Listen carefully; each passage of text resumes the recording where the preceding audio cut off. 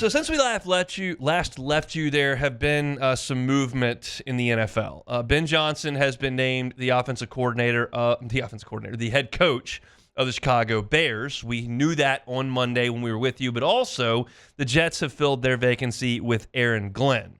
Those were the two hottest names on the circuit for the NFL. And Glenn was certainly connected to the Saints. I don't know if the travel was an issue from him getting from New York to New Orleans in the middle of that snow. I don't know why he did leave the Jets facility without agreeing to that deal. But when it was said that he was going to meet with the Jets on Monday and then with the Saints on Tuesday or Wednesday, you felt like if he leaves the Jets facility without an agreement, the Saints will have a chance to make their pitch. And he did leave the facility, but he never got to New Orleans. And so the Jets make Aaron Glenn their guy. So where does that leave New Orleans at this point?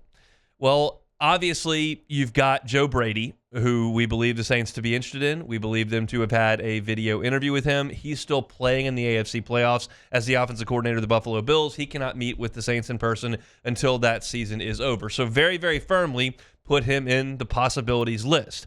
Mike McCarthy is the other name. It was said that he was interested in that Bears opening. I think a lot of people in Chicago, based on what I was listening to and seeing on Twitter, felt like McCarthy had a real chance to get that job. And I don't know how excited they were about that, but they felt like it was a real possibility. Obviously, that's not going to happen with Ben Johnson becoming the head coach there. So McCarthy, who has talked to the Saints, very much in the possibilities camp. They've had some other interviews with Weaver and with Kafka, and you kind of look around and you feel like you're down to about 4 names that have been announced and that we know about. And it feels like, to me, that McCarthy and Brady are out in front. We'll talk to Ross Jackson coming up a little bit later, and he feels like Joe Brady is the guy. And one of the things that, is going to be a talking point if Joe Brady gets this job is his age. He's very, very young. He was super young when he came to LSU and helped engineer the greatest offense in the history of college football. And then he went to Carolina, and now he's been in Buffalo. And I think, well, is he too young to take the reins of an organization? You've had some very, very mature men in Sean Payton for the last 15 years and Dennis Allen after that have been through a lot of NFL wars as your head coach for a long time. Joe Brady is much younger than those guys, but he's not wildly young at all when you consider what has happened in the NFL, really not over the last 10 years, over the course of the last 50 years.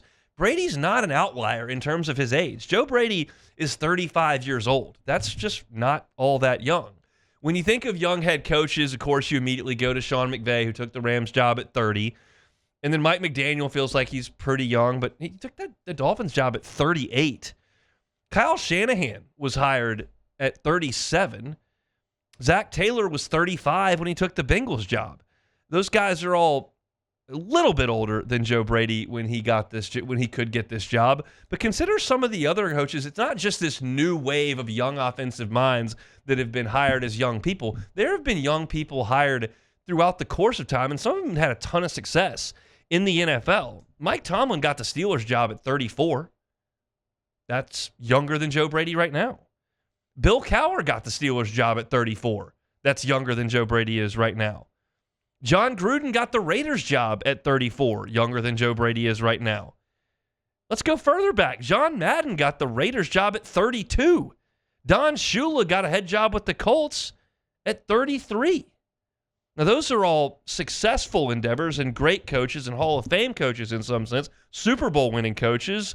And there are some that haven't worked out. I mean, Eric Mangini got the Jets job at 34. Josh McDaniels, 32 years old when he was hired. Lane Kiffin was 31 when the Raiders gave him a shot. Mike Shanahan was hired by the Raiders at 35 years old. So this is not new. It's not a new wave. It's not something that's foreign. This has been going on for decades. 35 is very much in the mix. He's got a little bit of a baby face, and he's been a little behind the curtains. I think far more concerning is the wrong word. Far more a talking point that we can have as opposed to age is, okay, is he prepared to lead an organization? Because that's different than age. That's just maturity level and aptitude. And you know that if you hire Mike McCarthy, he can do that. there is a pretty high floor with Mike McCarthy. I don't think Mike McCarthy would take the reins of the Saints and completely be overwhelmed and drive it into a ditch. That's not a possibility. It may not work. He may win 7 or 8 games most of the time, and you never play for anything of significance. But he's not going to be overwhelmed, and he can handle things. There's a possibility, a greater possibility, that Joe Brady could walk in and just not be prepared to have the job. That really doesn't have anything to do with his age. That has everything to do with his experience, and everybody's got to get their first chance once. Obviously, Joe Brady was in the middle of a really, really good organization in New Orleans for that short time he was there on the offensive side as a support staff guy. Obviously, he coached elite players at LSU and was a big help in that offensively. And if you give him the reins of an MVP-level quarterback, he can score a ton of points because that's what he did at the end of last year as an interim as the offensive coordinator for the Bills, and that's what he's done this year and still has the Bills playing with 4 teams left in the NFL playoffs. But running the organization, making hires, making decisions in game, all those types of things, and building culture, he's never done. McCarthy has. But age is not really going to be a talking point here. That's just not all that relevant. You're talking about, I just named 1, 2, 3, 4, 5, 6, 7, 8, 9, 10, 11, 12, 13 guys that have been younger or right about his age that have been hired throughout the course of time. So he was a young hot shot when LSU hired him in this market when we first were introduced to Joe Brady. Keep in mind, that was 6 years ago. So that's a lot of maturity that goes on. When you're in your 20s, you are a young guy.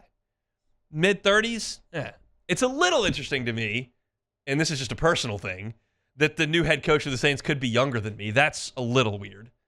But he's clearly a quality football coach, and I think a guy that presents an exciting option.